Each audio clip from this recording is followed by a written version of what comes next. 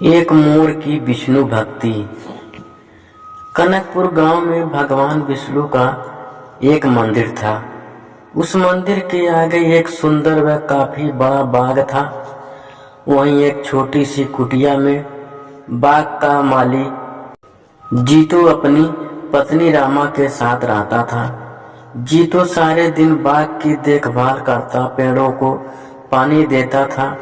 रामा घर काम करती थी। घर का काम समाप्त होने के बाद वह अपनी कुटिया में तो कभी मंदिर में जाकर भगवान विष्णु के भजन गाया करती थी।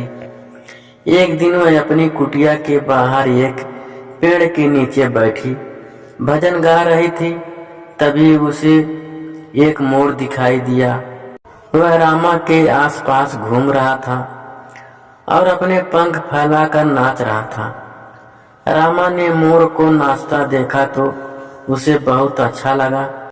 जब तक वह भजन गाती रही, मोर वहीं घूमता रहा। शाम को रामा ने जीतो को मोर के बारे में बताया तो उसने कहा, मैंने तो कोई मोर नहीं देखा। अगले दिन भी जब रामा भजन गाने बैठी तो वह मोर आ गया और भजन सुनकर नाचता रहा, फिर चला गया। रामा भजन समाप्त होने पर उसे ढूंढती रही, लेकिन वह मोर कहीं नजर नहीं आया। अगले दिन रामा मंदिर गई और मंदिर के पुजारी से मोर के बारे में पूछा। पुजारी ने कहा, बेटी मैंने तो कोई मोर नहीं देखा। हो सकता है पास के जंगल से आया हो, लेकिन बाबा मैं जब भजन गाती हूँ वह तभी आता है और जैसे ही भजन पूरा हो जाता है वह चला जाता है। उसके बाद कहीं नजर नहीं आता। बेटी वह कोई साधु या संत होगा जिसका जन्म मोर के रूप में हुआ है। वह जब भी भगवान श्री विष्णु के भजन सुनता है तो झूमने लगता है। इसी तरह कुछ दिन बीत गए। वह मोर हर दिन भजन सुनने आने लगा था। एक दिन रामा ने जीतो से कहा, वह मोर हर दिन भजन सुनने आता है, मुझे कुछ समझ नहीं आ रहा है। तब जीतो ने कहा, अरे बाग है, पंछी उड़ते उड़ते आ जाते हैं, ऐसे ही मोर आ जाता होगा। तुझे लगता है वह तेरा भजन सुनने आता है, हो सकता है वह खाने की तलाश में आता हो। अगले दिन जब वह मोर आया तो रामा ने बीच में ही भजन गाना बंद कर दिया और मोर के सामने जाकर बैठ गई। उसे देखकर मोर जाने लगा। तब रामा ने कहा, हे पक्षीराज मयूर, तुम साधारण मयूर नहीं हो, मैं तुम्हारे बारे में जानना चाहती हूँ, तुम कौन हो? यह सुनकर मोर रोने लगा। उसने इंसान की आवाज में कहा, माता मैं पिछले जन्म में एक शिकारी था। जंगल से मोर पकड़कर उनके पंख निकालकर बाजार में बेचा करता था। एक बार जंगल में मैंने एक मोर पकड़ा।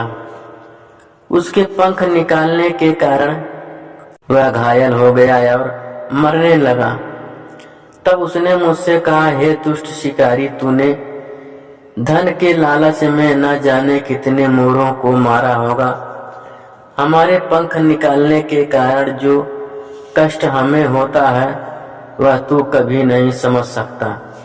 इसीलिए मैं तुझे श्राप देता हूँ कि अगले जन्म में तू मोर बने और तुझे भी इसी प्रकार कष्ट हो। यह कहकर वह रोने लगा। तब रामा ने पूछा, तुमने जो किया उसकी सजा तो तुम्हें मिल रही है, लेकिन तुम इंसान की तरह कैसे बोल लेते हो और इस श्राप से तुम्हें कैसे मुक्ति मिल सकती है? तब उस मोर ने कहा, आज जब कोई मेरे पंख निकालता है तो मुझे बहुत दर्द होता है, लेकिन इन कष्टों को सहते हुए जब से मेरा जन्म हुआ है मैंने श्री हरि विष्णु नाम का जाप शुरू कर दिया है। इस जाप के कारण मेरे कष्ट कम हो गए। आपको भजन गाता देख मेरा मन नाचने को बेचैन हो जाता है। भगवान श्री हरि विष्णु की मुझ पर बहुत कृपा है। मैं कभी भी अपना रूप बदल सकता हूँ। यह कहकर वह सुंदर लड़के के रूप में प्रकट हो जाता है। उसे देखकर रामा बहुत खुश होती है और पूछती है, किंतु तुम किसी और को क्यों नहीं दिखाई देते?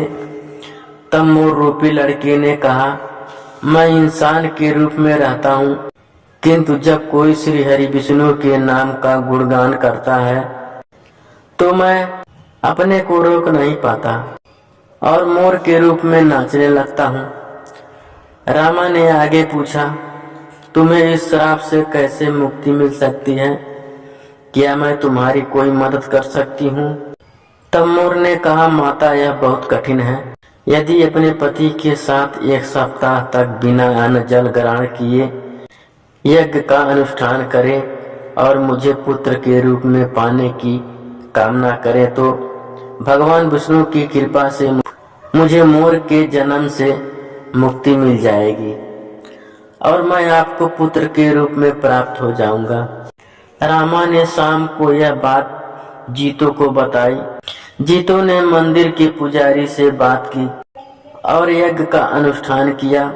7 दिन लगातार यज्ञ चलता रहा। 7वें दिन यज्ञ की अंतिम आहुति के साथ मोर ने अपने प्राण त्याग दिए और 9 महीने बाद रामा के गर्भ से एक तेजस्वी बालक के रूप में जन्म लिया। भगवान विष्णु की कृपा से हर प्राणी को कष्टों से मुक्ति मिल जाती है।